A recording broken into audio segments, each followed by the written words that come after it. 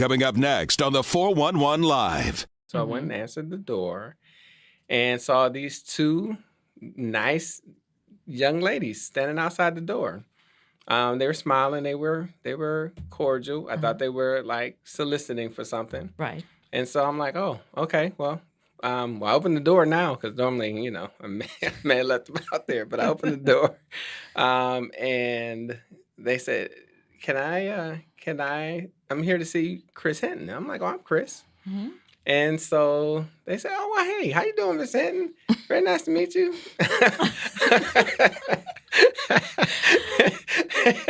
Just all smiles, like just pleasant people.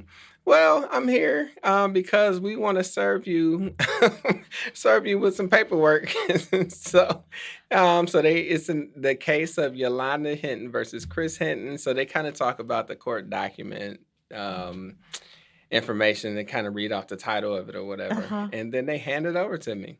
And so you've been served. And so, Mr. Hinton, you have a good evening.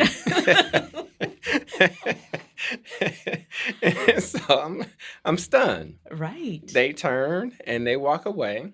I step back into the house and close the door. And I'm just kind of at the door processing it. And then I remember, well, wait a minute, Yolanda is sitting in there, right? Because I'm like, what is happening right now? So I walk back into our family room where she's still sitting at her desk. Healing is the resolution. Love is the language.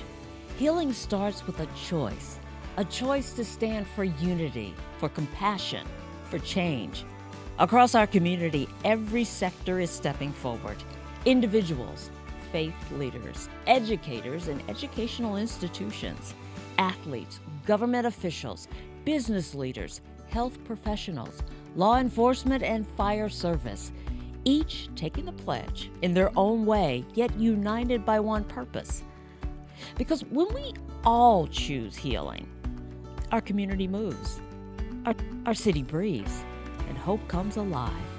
Join the movement. Take the pledge at www.the411live.org. Print your pledge. Take a picture holding the I Took the Pledge and post it on your social media page with the hashtag the411live, hashtag I dare you to heal. Now, I dare you to heal. The 411 Live. Where you can learn about issues that affect us every day. State of world, 411 Live. Real people, real talk. Made to help people in our community in every way. For your girl, 411 Live. Do you have a perfect marriage? Do you know someone who is in a perfect marriage? Because if you do, give me a call because I'd like to hear about it. Meet them. I've never seen a perfect marriage. I've seen good marriages, but perfect? Well, today we are talking to a couple and we're going to dive deep into a marriage. We're talking about struggles, heartache, close to divorce, and then we're talking about the transformation. It's an incredible story, but it's one that I think will help so many people. Whether you're newly married, thinking about marriage, been married a long time, we all need that refresher, and we all need that example. So as you're thinking about some of the things, some of the pitfalls, some of the areas maybe that you're struggling with, this might be the podcast for you. Hello, I'm Beverly Taylor, and this is the 411 Live, Real People, Real Talk. Today, my guests are Chris and Yolanda Hinton. They have agreed to come, and I have heard their story, and I love that you guys are so transparent, and you are helping and blessing so many other couples, and that's the important thing, too. Yes. So thank you so much for joining us. I am going to, we're going to talk about it and dive deep. But before we do, I just want to invite listeners to go to our website, the411live.org, and look for the pledge, I Dare You to Heal pledge. Click on that and go to the personal pledge and read it. And I am encouraging you to take this pledge. And then there are like 8 other pledges there that go into different professions. So if you're in healthcare, there's one for you. If you're a law enforcement or a firefighter, there's one for you. An athlete, there are different ones. But what these pledges talk about deal with restoration and restorative justice and unity and healing, the important thing. And I think this is a movement that could really take off. I mention all that because Yolanda and Chris's example, to me, they are a living example of this pledge. So let's bring it back and let's dive into your story. So I want to start at the meat of it. That was it around Christmas or something when you got that knock on the door? Yeah, it was after Christmas. It was actually in January of 2021. And I'll never forget it because it is the week when we had the storming of the Capitol building in Washington, D.C. Okay. And so so that was on January 6th, 2021. Then on January 8th, 2021, we were home. It was a Friday evening, home, and just watching the news and all the fallout from the storming of the Capitol and all the news footage and just how bad it was. You know, it just kind of kept unfolding day after day. And so we're there.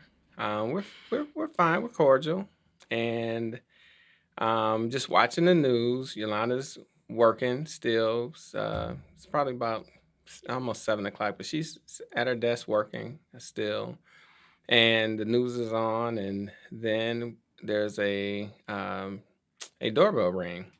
And so I thought it was odd that somebody was coming to our door at that time in the evening. But I didn't think too much of it. So I went and answered the door and saw these 2 nice young ladies standing outside the door. They were smiling. They were cordial. I thought they were like soliciting for something. Right. And so I'm like, oh, okay, well, I opened the door now because normally, you know, I may have left them out there, but I opened the door. And they said, I'm here to see Chris Hinton. I'm like, oh, I'm Chris. And so they said, oh, well, hey, how you doing, Miss Hinton? Very nice to meet you.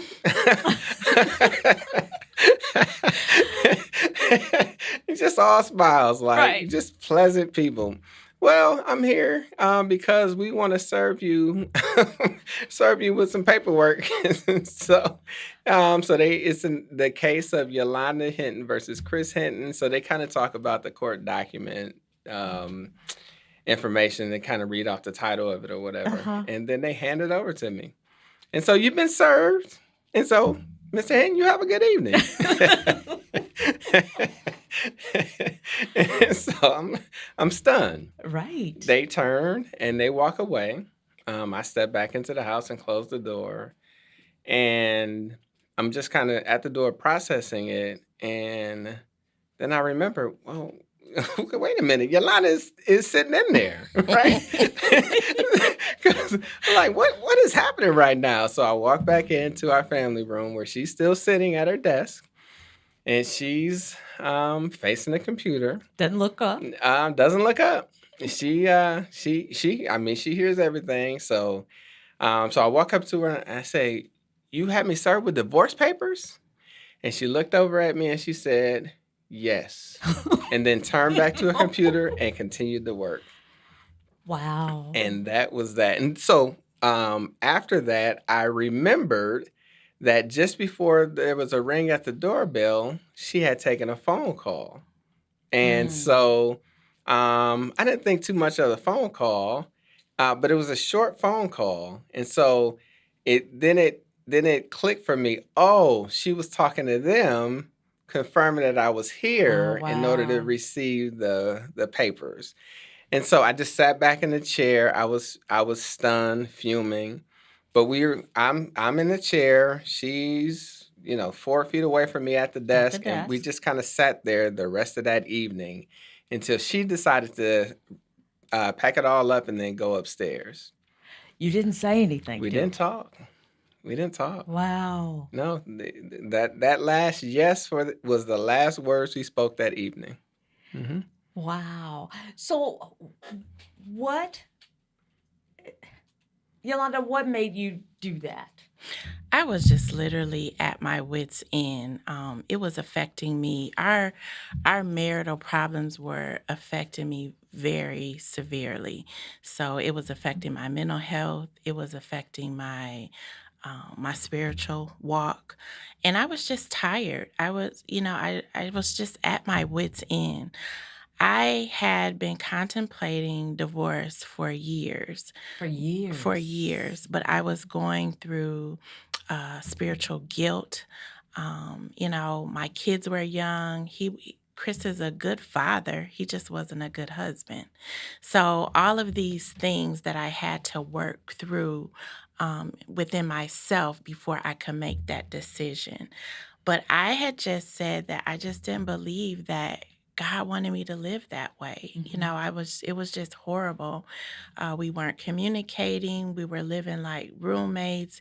We weren't speaking to each other. The environment was very cold. It was not loving. So that's how I was able to compartmentalize and do my job, look over at him and say yes and keep it moving. Keep it moving. Because we had been doing that for years. When you say for years, do you Years. about how many years? Oh, it was a long time. Long time. I co-signed years. Mhm. So we moved into our house where we live now in 2013. Yep, October 2013.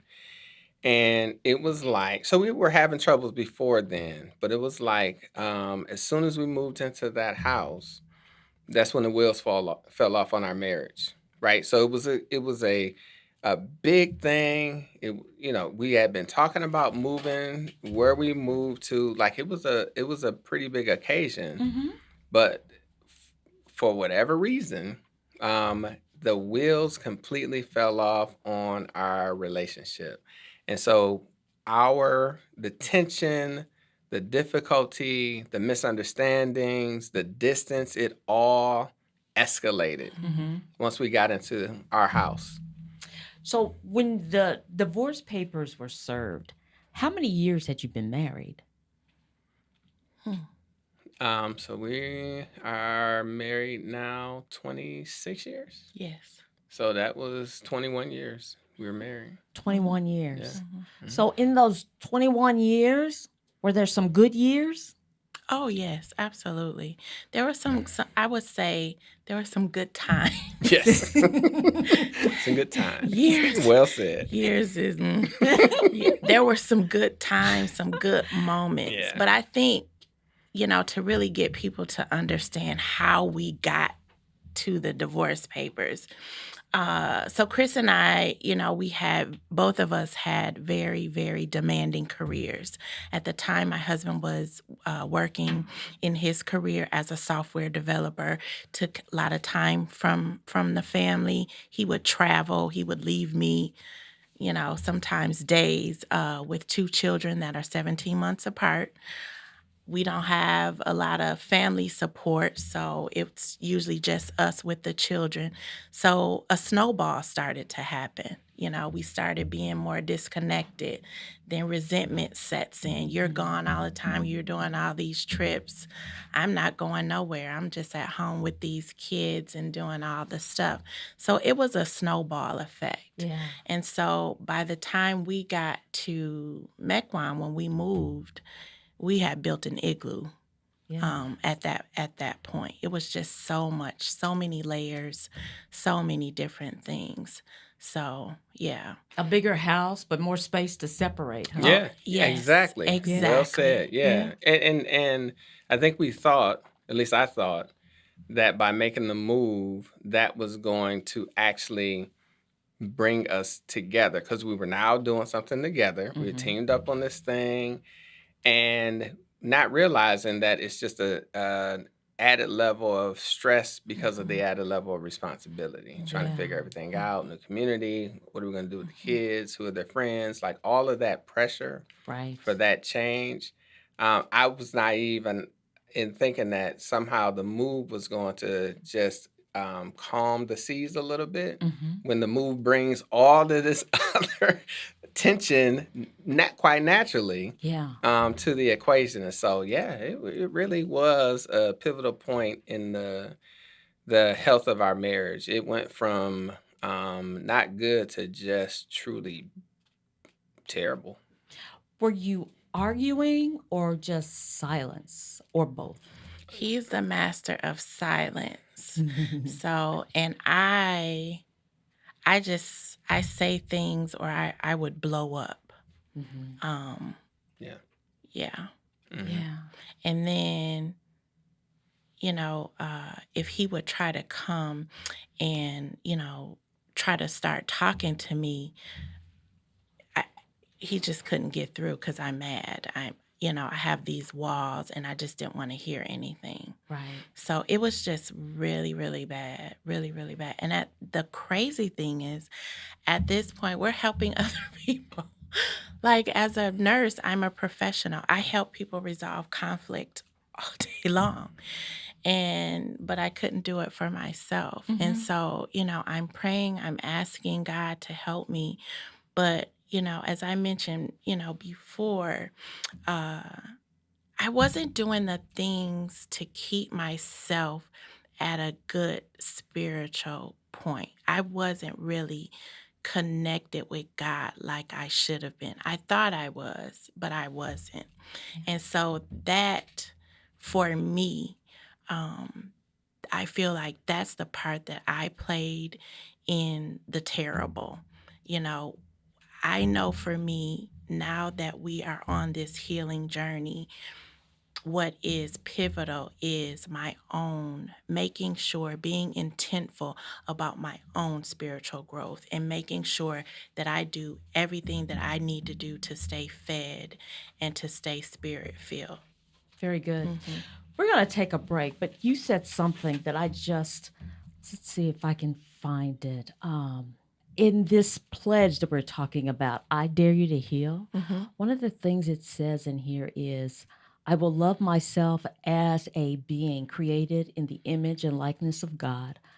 I honor my own limits and tend my own wounds, knowing that self-care is not selfish, but the wellspring from which all other love flows.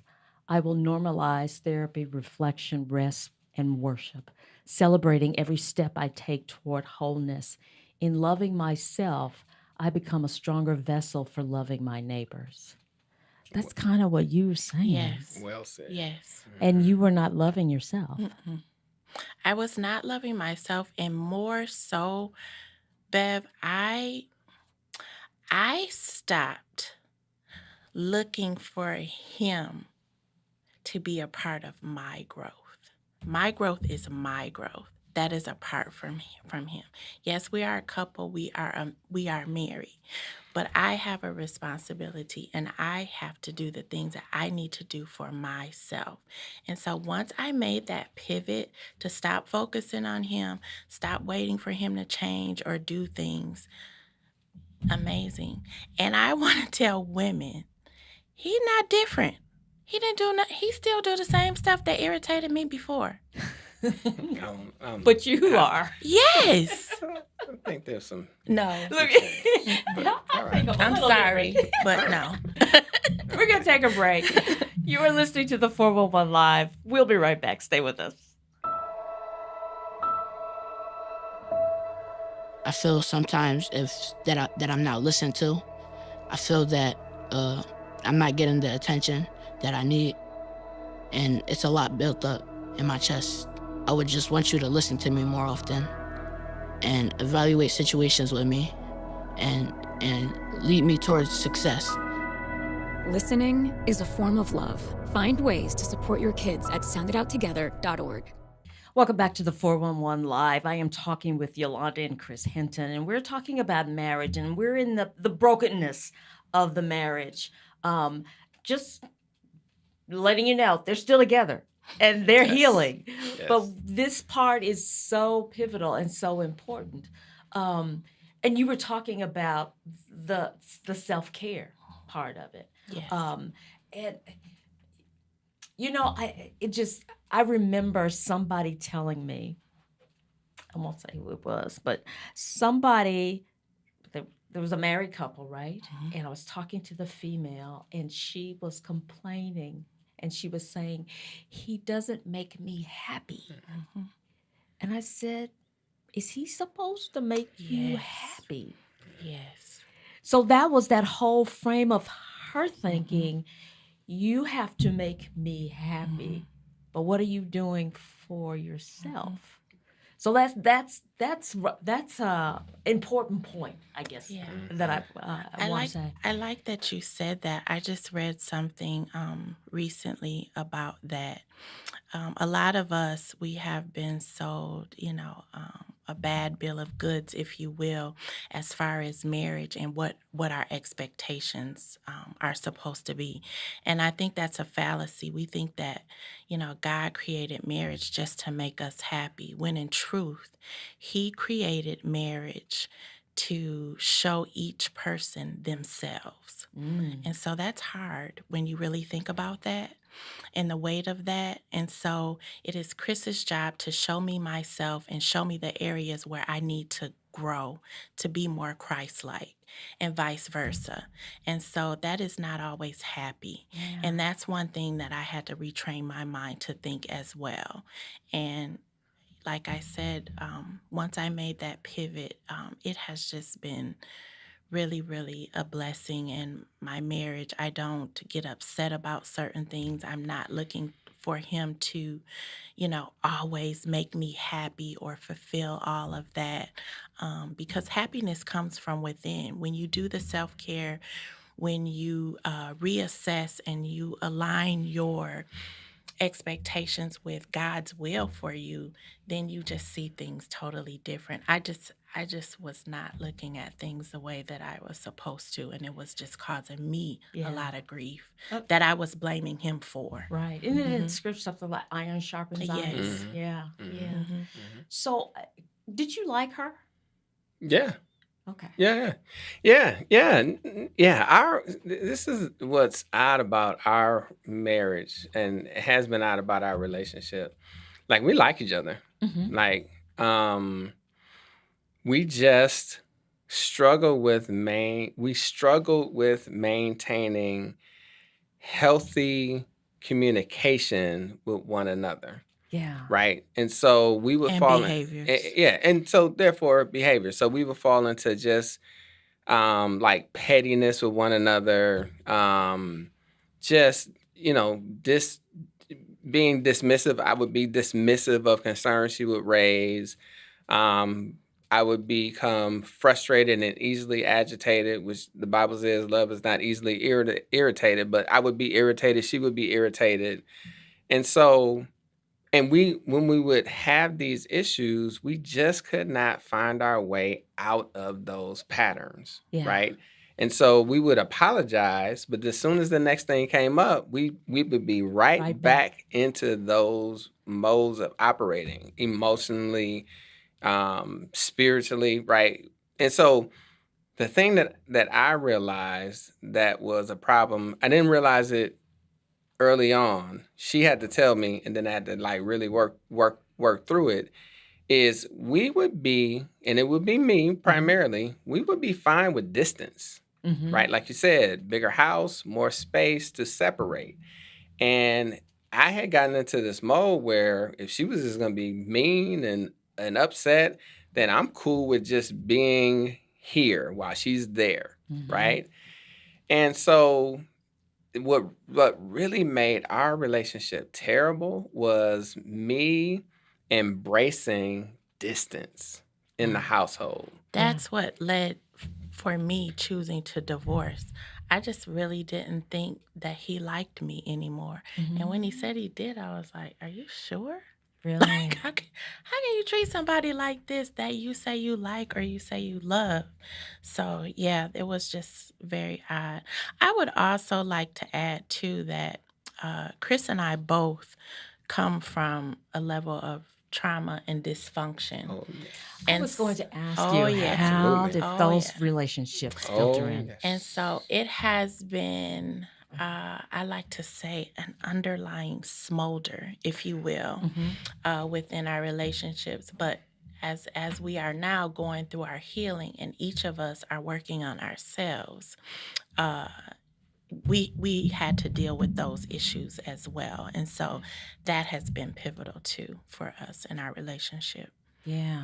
Because you think, I'll just speak for myself. You think, okay, I'm out of this I'm out of this trauma. I'm away from these people. Put my head down. I'll do my career. I'll check all the boxes, and then you think you're good, but you're not. No. Yeah. That is crushing. Right. Right.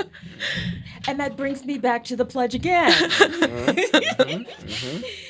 It's like it says, I dare to tend the wound. Yes. When harm is done, I will stand firm for what is right without stripping away another's dignity. I will meet opposition with compassion, seeking not to destroy, but to transform, turning conflict into understanding, enemies into collaborators in the work of healing. Yeah. Yeah. So important. And we just didn't do that.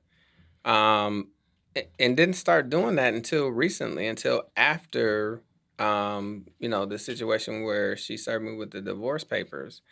And that's just God's grace kind of working in our situation.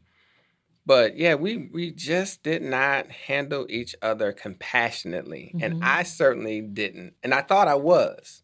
I thought because I was not arguing back with her, not matching her hostile energy, and just giving her time and space, I thought that was being compassionate. But I'm the husband. I'm the leader, right? And so if there's going to be any reconciliation around things, it requires me to take the initiative to bring her back into relationship with me, right? I'm waiting for her to come back around after she's done feeling her feelings to just kind of work the reconciliation. And so I just had a total misunderstanding on what compassion looked like in a relationship. Because you hadn't seen it. Because I hadn't seen it. Like, we had no models for functional marriages, right? My parents were married for 25 years, and it was the most dysfunctional marriage that you can probably think of. And I say that with love and honor to them both. Yeah. But their marriage was super dysfunctional. Our household, our upbringing was super dysfunctional. And so I thought that because I was not behaving the way in which I saw them behave in our marriage, that I was healthy. And I was functional in my relationship with my wife. Right. And it just turned out to be so far from it. Yeah. Because you guys weren't communicating. No. You were talking. If you talked, you're talking past each other, right? We talk to each other. Now that I look back, we talk to each other like we talk to our coworkers. That's how it's like we never turned work off. We just acted the same. We had the same behaviors in the house. Yeah. What are you responsible for? We checkpoint with each other, and that was it. Yeah. Yeah. And the only time we talked about feelings was when she would be mad, right?